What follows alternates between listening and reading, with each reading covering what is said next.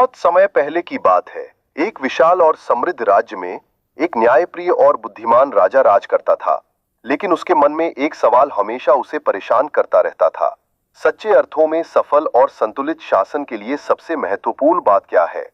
इस विचार ने उसे इतना उलझा दिया कि एक दिन उसने अपने दरबार में घोषणा की, जो व्यक्ति मेरे 3 सवालों के सही उत्तर देगा, उसे मैं अपना विशेष सलाहकार नियुक्त करूंगा और उसे राज्य के सबसे बुद्धिमान पुरुषों में स्थान दूंगा। तीनों सवाल ये थे: किसी भी कार्य को करने के लिए सबसे उचित समय कौन सा होता है? सबसे महत्वपूर्ण व्यक्ति कौन होता है? सबसे जरूरी कार्य कौन सा होता है?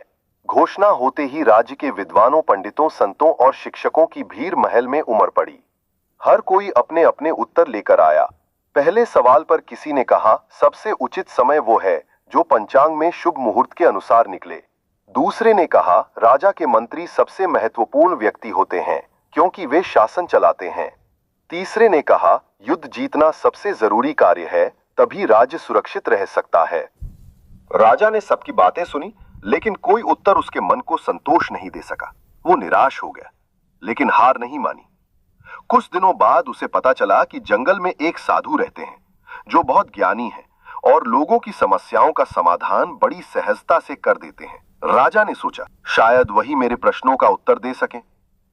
वो साधारण वेशभूषा में, बिना किसी सैनिक या सेवक के, अकेले घोड़े पर सवार होकर साधु के पास जा पहुंचा। साधु बूढ़े थे और अपने छोटे से बगीचे में खुदाई कर रहे थे।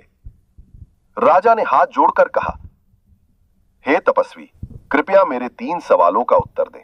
साधु ने राजा की ओर देखा, मुस्कुराया, लेकिन कोई उत्तर नहीं दिया। वो चुपचाप खुदाई करता रहा। राजा ने दोबारा प्रश्न दोहराए, लेकिन साधु फिर भी कुछ नहीं बोले। राजा ने सोचा, शायद ये मेरी परीक्षा ले रहे हैं। वो खुदाई में साधु की मदद करने लगा।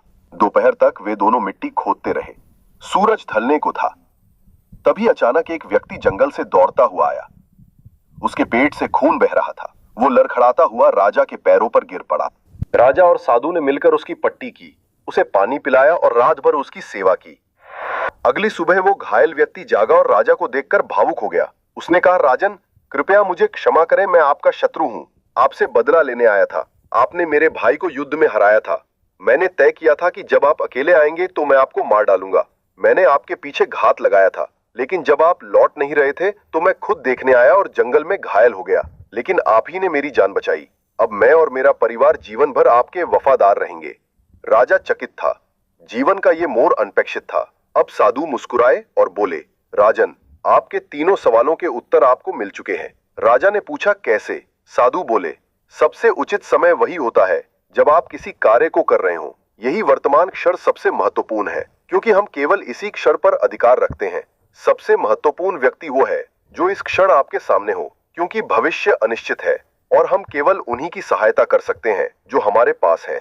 इस सबसे जरूरी कार्य वो है जिससे किसी का भला हो। जैसे आपने घायल व्यक्ति की सेवा की। दूसरों की मदद करना ही जीवन का सबसे बड़ा कर्तव्य है। राजा ने गहरी सांस ली। वो समझ गया कि सच्ची बुद्धिमत्ता किताबों में नहीं, जीवन के अनुभवों और कर्म में है। वो साधु के चरणों में झुक गया और बोला, आपने मेरी आंखें खोल दी। इसके बाद राजा अपने राज्य में लौटा और उन उत्तरों को अपने शासन और जीवन में उतार दिया। उसने हर निर्णय इस सोच से लिया, वर्तमान में जो भी मेरे सामने है वही सबसे जरूरी है, और अगर किसी की मदद कर सकूं तो वही सबसे बड़ा धर्म है। राज्य में सुख शांति फैल गई और लोग राजा को धर्मराज कहने लगे। ये कहानी हमें सिखाती है कि समय, व्यक्ति और कार्य, ये तीनों तत्व हमारे जीवन में कब महत्वपूर्ण बनते हैं, इसका उत्तर वर्तमान क्षण में ही छिपा है। अगर हम इस क्षण में पूरी सजगता और करुणा से जिएं तो हर उत्तर स्पष्ट हो जाता है।